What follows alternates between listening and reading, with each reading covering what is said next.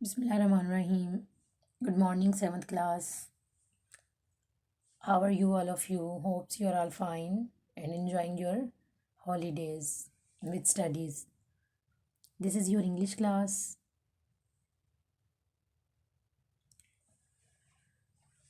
Yes, you can see on your screen unit page.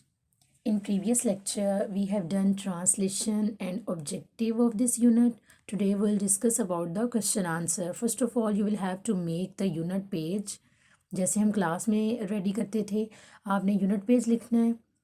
नीचे आप लिखेंगे यूनिट 19 का नेम लिखेंगे the curious kiwi. After that you will have to write question answer है इसके 5 part A और objective on book. Objective हम इसकी बुक पे सॉल्व करेंगे. पार्ट ए और क्वेश्चन आंसर जो है वो हम कॉपी पे करेंगे. क्वेश्चन आंसर हम इसी लेक्चर में करेंगे. पार्ट ए और ऑब्जेक्टिव में आपको करवा चुकी हूँ. Is that clear? ओके, ये आपने यूनिट पेज रेडी कर लेना है. यूनिट नंबर 19 जब आपने हेडिंग देनी है तो आप लिखेंगे ऊपर the curious kiwi question answer 5. ये आप अपनी पेज पे लिखेंगे. यूनिट पेज आप अलग से मेंटेन करेंगे और यूनिट नंबर 19 क्वेश्चन आंसर के लिए आप अलग से पेज रेडी करेंगे. उसके लिए आप डेट एंड डे लगाएंगे, मार्जिन लाइन लगाएंगे. After that you will have to start your work. Okay, this is your question number 1. आपने बिल्कुल ऐसे ही मार्कर से लिखना है, लेकिन आपने जो है फर्स्ट लेटर सिर्फ कैपिटल लिखना है, बाकी सारे स्मॉल ही लिखेंगे. Now will read out the question and according to the sense of the question will have to write down the answer. Let's read out the question. What do kiwis normally do during the day? During the day का मतलब होता है पूरा दिन. Normally आम तौर पर. Kiwi जो है वो आम तौर पर पूरा दिन क्या करते हैं. कीवीज़ आंसर इसका आप लिखेंगे.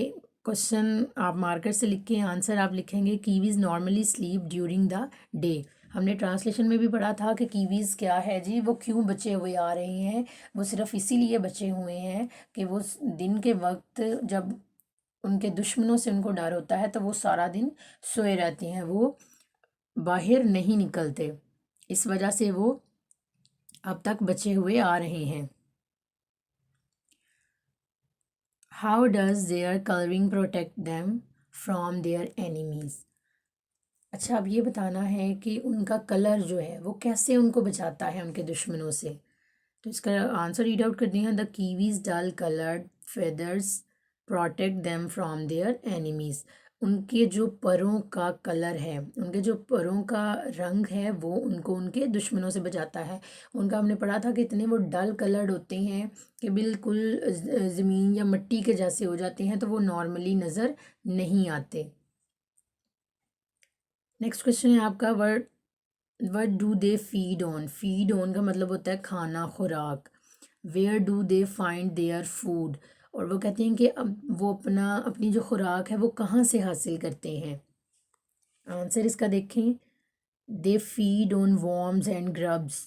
वॉर्म्स किसे कहते हैं? वॉर्म्स कहते हैं कीड़े मकोड़े. फीड ऑन खुराक, उनकी खुराक क्या होती है? कीड़े मकोड़े. एंड ग्रब्स कहते हैं लार्वा ऑफ एन इंसेक्ट. कीड़े या मक्खी का जो इब्तदाई रूप होता है ना, उसको बोलते हैं ग्रब्स. ये उनकी खुराक होती है. विच दे फाइंड. फाइंड का मतलब होता है तलाश करना. By scratching the ground. Ground ज़मीन को कहते हैं. और स्क्रैचिंग का मतलब होता है खुरचना. यानी वो कहाँ से अपनी खुराक तलाश करते हैं? वो ज़मीन को खुरचते हैं और वहाँ से जो कीड़े मकोड़े या छोटे लार्वा निकलते हैं तो वो उनकी खुराक होती हैं, वो उनको खा लेते हैं. नेक्स्ट क्वेश्चन है आपका. What senses do they use in their search for food? कि अपनी खुराक को तलाश करने में वो अपनी कौन सी सेंसेस हिस्सों का इस्तेमाल करते हैं. आंसर है इसका. The Kiwis use the senses of smell and touch. Smell कहते हैं सूंघने को और टच कहते हैं छूने को. In their search for food. हमने ट्रांसलेशन में पढ़ा था कि किस तरह से जो उनकी सेंसेस वो अपनी यूज़ करती हैं. स्मेल, उनको स्मेल आ जाती है, उनकी जो प्रॉब लाइक बिल होती है ना, उनकी जो वो होती है बीक, तो उसकी वजह से उनकी हिस जो होती है सूंघने की और छूने की, वो बहुत तेज़ होती है बाकी जानवरों की निस्बत। तो यही जो उनकी हिस्स है उनको खुराक तलाश करने में मदद देती है। नेक्स्ट क्वेश्चन देखते हैं, that is your last question. Where are kiwis found, why will they die in a different environment. कि कीवीज़ जो हैं वो कहाँ पाए जाते हैं और अगर उनका एनवायरनमेंट चेंज हो, या वाई विल दे डाई, क्यों वो मर जाते हैं, इन अ डिफरेंट, डिफरेंट कहते हैं मुख्तलिफ, एनवायरनमेंट माहौल, यानी अगर उनका माहौल डिफरेंट होगा तो वो क्यों मर जाते हैं। इसका आंसर है kiwis are mostly found in forests and unclean land. Forests कहते हैं जंगलों को, और अनक्लीन लैंड जो ज़मीन, गंदी ज़मीन होती है। They will die in different environment, वो मुख्तलिफ़ किस्म का जो माहौल होता है उसमें वो मर जाती हैं, because they can not adopt. Adopt का मतलब होता है इख्तियार करना, themselves to changing circumstances. Circumstances होता है हालात, यानी वो बदलते हुए हालात में अपने आप को नहीं ढालते, उसके मुताबिक अपनी जो है उस माहौल को इख्तियार नहीं करते। So that's why they can't survive. We have done our question answer. I'll send you the pic of this unit so that it may be easy for you to write down it on your notebook. Again, I am repeating my words that your writing should be neat and clean. There should be no mistake on your copies.